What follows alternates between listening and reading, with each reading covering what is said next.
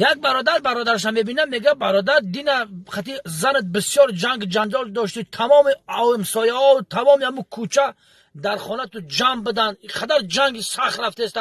من گفتم که کدامی تا میکشین، بعدی عاقبت جنگ چی شد اگه خطی زنت؟ بعدی بچه میگه همین خیلیش کردم زن من وجدان ایستادم که در پیش پام نکله نیستاد. یعنی قندو تا بزنم مرد بر رنگ تن مرد باشم، مرد باید چومولا باشم، مرد باید زنکلو نباشم. نکله نیستاد چی گفت که همین نکله نیستاد گفت که ای تای کد ببرا نامرد چوما. السلام علیکم مردم شرفمند تاجیکستان. این حال ما در ناحیه شرینه در خانه پیرانسالان قرار داریم که 200 نفر زیاد در اینجا پیرانسالان انا استراحت دارن، مقصد زندگی میکنن.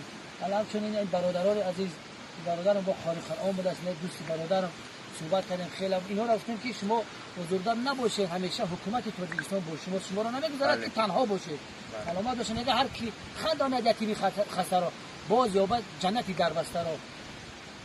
هزاران شکرانه که همین حکای تشریف همینجا به خانه پیرانسالان مایبان شهرینا در خانه پیرانسالان مایبان ما را خبرگیری کردم.